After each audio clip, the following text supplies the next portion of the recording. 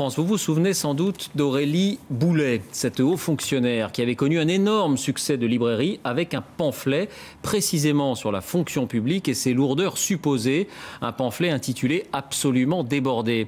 Elle avait été suspendue de son poste au Conseil régional d'Aquitaine. Eh bien, elle vient de réintégrer les lieux. Reportage Francis Mazoyer, Philippe Dumail. La sortie en toute discrétion de Zoé Shepard. C'était la première journée au Conseil régional d'Aquitaine de ce haut fonctionnaire. Terminé ses 4 mois de suspension à cause de son pamphlet contre la fonction publique. Un soulagement, car il lui était impossible d'aller travailler ailleurs. Les recruteurs, d'une part, m'ont fait remarquer que j'étais plus médiatisée qu'eux et que par conséquent, ils ne voulaient pas m'embaucher. À plusieurs reprises, ils ont peur que j'écrive 4 tomes donc, sur les dysfonctionnements de leur collectivité, ce qui n'est pas très rassurant. Mais... La polémique autour du livre a dopé les ventes, 185 000 exemplaires. Ça lui a rapporté 300 000 euros bruts, l'équivalent de 8 ans de salaire.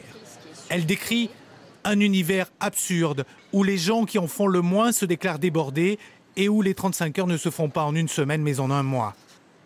S'attaquer à l'absentéisme de la collectivité en installant des pointeuses, ajoute-t-elle, autant décider de vider l'Atlantique avec une cuillère à café. Beaucoup d'employés se sont sentis visés. De la foutaise. C'est honteux, c'est scandaleux ce qu'elle écrit.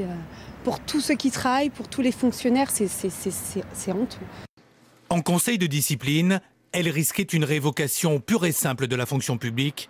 Au final, 4 mois de suspension sans salaire. Et ce matin, au moment de franchir la porte de cette collectivité, elle ne renie rien.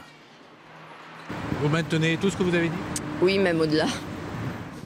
Pourtant, le Conseil régional d'Aquitaine a proposé un nouveau poste à Zoé Shepard et souhaite maintenant tourner la page. En quelques mois, cette administratrice territoriale est sortie de l'anonymat.